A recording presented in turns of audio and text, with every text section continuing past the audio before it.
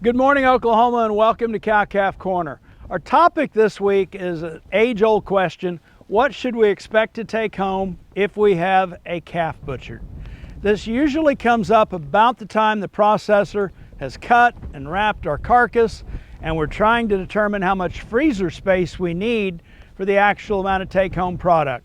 So we walked through a few rules of thumb today and some things that actually influence what we go from in terms of that live finished beef animal that we're going to turn into a carcass and that ultimate product that we end up taking home. So we start with the concept of dressing percentage.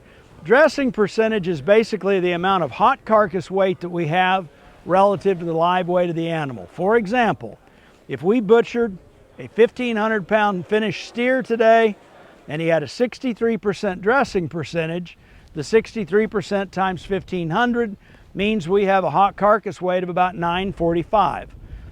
Keep that one in mind, because as we go from hot carcass weight to chilled carcass weight, since a beef carcass is about 70 to 75% water, we're actually going to lose another 2 to 5% from evaporation as we go to that chilled carcass.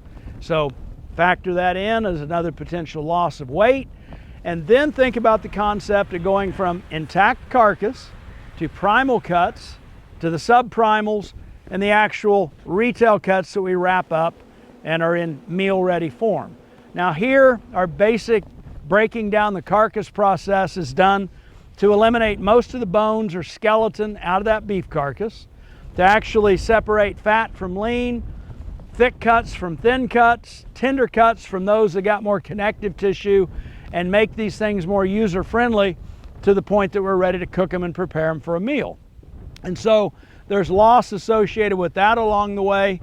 And eventually we get to that point: how much product are we going to take home from that steer? Well, we get into several factors that have got a pretty big impact.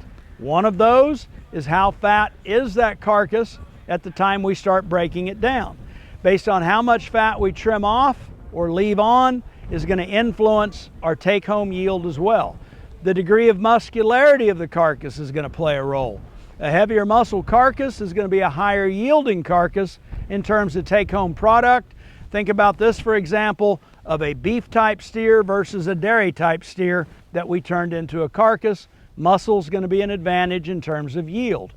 Another thing that impacts us is just the cutting specs that we use or give to our processor in terms of how they're going to break that carcass down for us. Do we want all the fat trimmed off that's possible? Do we want certain cuts to be bone in? Some people like bone in ribeyes. A T-bone steak has got a bone left in it, but it could be turned into a filet and a strip loin steak by taking that T-bone out. So cutting specs are going to influence our yield as well. In the end, what do we get down to based on some of these variables, some of these decisions we make in terms of cutting specs? If we take the live weight of that steer, general guideline is we should expect to take home about 42% of cut, wrapped beef to put in the freezer. So back to our example, the 1,500 pound steer, about 42% of that works out to about 630 pounds of take-home product. Now, if we are working off the hot carcass weight of that steer, expect to take home about 2/3 of it. That same 1,500 pound steer, 63% dressing percentage, 945 pound carcass. The 945 pound carcass by 2/3 is also about 630 pounds of take-home product. So whether you're buying a butcher steer, feeding out your own, at that point, that moment of truth, when it's time to take home the product that we're going to consume and we're trying to figure out how much storage and freezer space we need, use those rules of thumb. 42% of the live weight or 2/3 of the hot carcass weight gives us a pretty good handle on the amount of cut, wrapped, consumable product we're going to take home. Thanks for joining us on Cow-Calf Corner.